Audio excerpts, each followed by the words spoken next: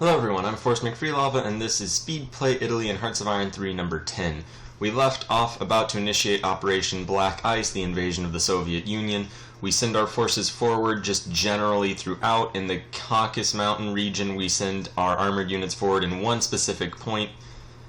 And generally, we're just going to follow the plan somewhat. I just closed it, but hopefully you remember it. It is essentially to just go as far forward as we can everywhere and hopefully destroy the Soviet Union. Now, they have been at war for several years now. Hopefully that means they have more or less fallen apart. The Germans were really collapsing a moment ago, so we're going to just draw a line and see where their forces are at the moment. And hopefully we will press forward and do some decent damage. Now, I'm not sure exactly how much of a help the Germans will be. Hopefully they aren't completely broken. They kind of just fell apart in the last few months, which was a little bit worrying. Ultimately, though, we're going to just try to make as much or as many gains as we possibly can in the near future, just everywhere we possibly can. And it looks as though we are getting some pretty decent progress in already. Our armored units are facing very little resistance, and we're just going to try to encircle whatever forces we can. We did manage to just land our Marines. We're moving forward. And yeah, we're making some pretty significant gains just throughout the Ukrainian region. We're going to send our air intercepts and tactical bombers to just pound the Soviets a little bit. Our forces are moving up through the Caucasus Mountains slowly but surely. And yeah, at this point it doesn't look as though there's really any issue. The Soviets, however, have not yet been able to respond to our aggression. So we'll see how well we do once they manage to pull that off. Ultimately, though, we are making some good progress. We're rather thin on the ground in all of these Ukrainian territories we've been taking, although so are the Soviets. We are starting to lose the occasional battle, as they do have armored units around, which ours are mainly mechanized forces, essentially just infantry but quicker, and they don't quite fill the same role. We do have a few armored units, however, they're way over in Crimea and just around that area, or in the Donetsk and Luhansk regions of Ukraine. Let's see, these forces are making some slight progress, although it's definitely turning into a slog. We are going to retreat that group in case, well, we don't want them to get encircled is the thing. We are moving forward through Crimea, our Marines are landing, and I'm not exactly sure where the port is there. Hopefully we manage to, well, we're just going to not land there. Meanwhile, we are making huge progress in the Caspian Mountain area, or Caucasian Mountain area. We have encircled a few Russian divisions, which is good. And there is apparently some level of Russian resistance. In fact, they're rather significantly growing resistance. Not so much here, though. Here we're managing to get through the Russian lines. There is a lot going on in the Ukraine. And right here, as long as our armies are able to move, which it is kind of winter, which is going to slow down our advance. But if we do manage to get mobility, then we should be able to make good strides. And we are doing very well. The Persians not doing very well at all, however, they don't really matter all that much. We are forced to start falling back as we're just very thin on the ground in the Ukrainian areas. So we might just do some limited offensives. This was really just a tangential thrust at any rate. And our forces are moving still forward in the Caucasus region. Over here, we are more or less encircling one Russian group. Hopefully we'll defeat them. We are at risk of being encircled ourselves in some areas.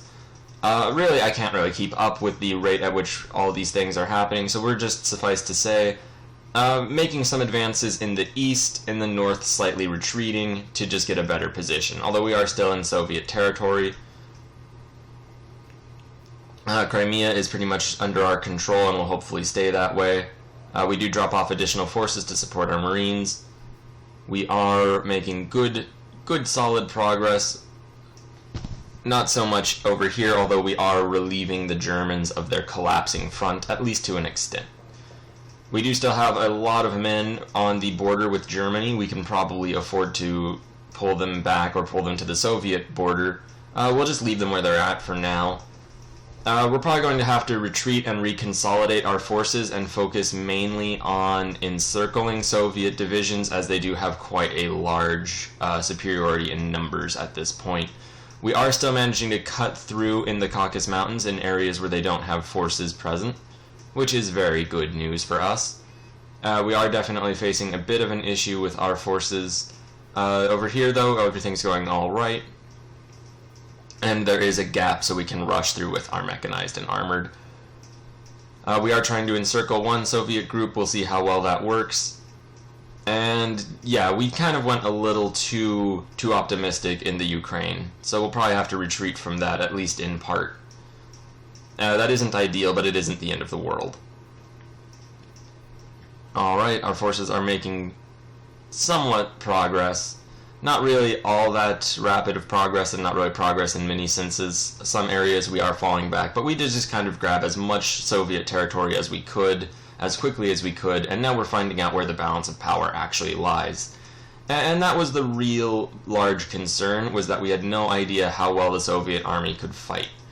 We are at risk of getting encircled in a few areas. Most of our forces look to be able to retreat, though, which is pretty good. And the main thing is to just not lose any of our armies, try to cut off and encircle as many Soviet armies as possible. And yeah, from there, we'll just seize whatever opportunities we can. We probably, in retrospect, should have launched this offensive last summer or during the summer. At any rate, it was probably for the best, though, that we launched it in winter, because now, once December and all that comes around, it will hopefully, or late December comes around, January, February, all that, the front will more or less slow down and we'll be able to consider what we miscalculated. The Caucasus Mountain front is going very well, though. We are probably going to be forced back to our original borders and maybe a bit behind. So we're going to send some mechanized forces up to just hold this line, just get a nice solid wall of defense. So that is a legitimate concern, and one that is really, really just concerning. I mean, that's all there is to say, is it's a concern. Hopefully we will rise above. We are getting fought in some areas. We're going to try to retreat all of our forces. It looks like one mechanized force is going to be trapped and lost, which is unfortunate, yet not the end of the world. We have trapped quite a few Soviet divisions, so really it is not too bad if they manage to get one of ours trapped and captured. I mean, obviously it's not ideal. The Americans are attacking us in India as well, but we don't really have any forces to send over. We do still have a strategic reserve of some armored units, which we should probably bring in really once we find once the front stabilizes. We'll worry about moving our armor up.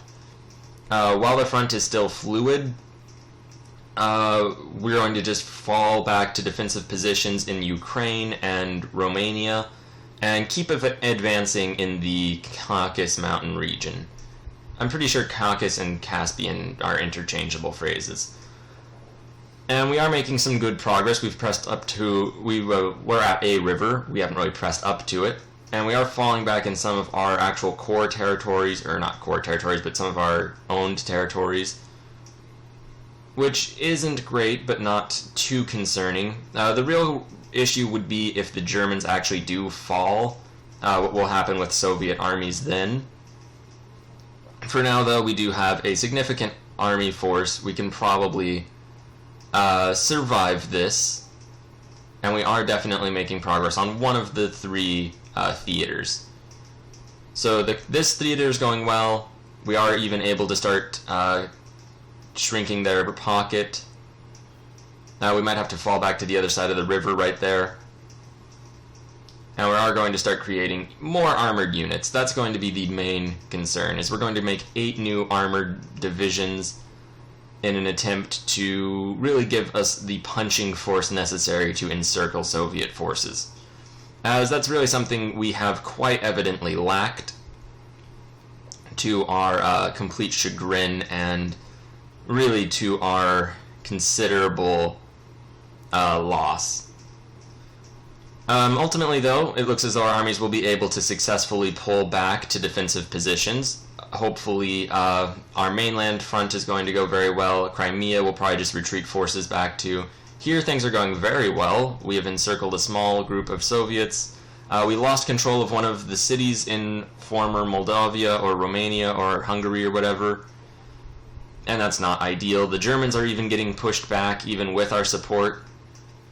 So that's not great. We also add a war goal against the Soviets just because they're there to be added war goals against, and if we do actually manage to push them back and destroy them, then that's going to be something we'll wish we had done throughout if we didn't.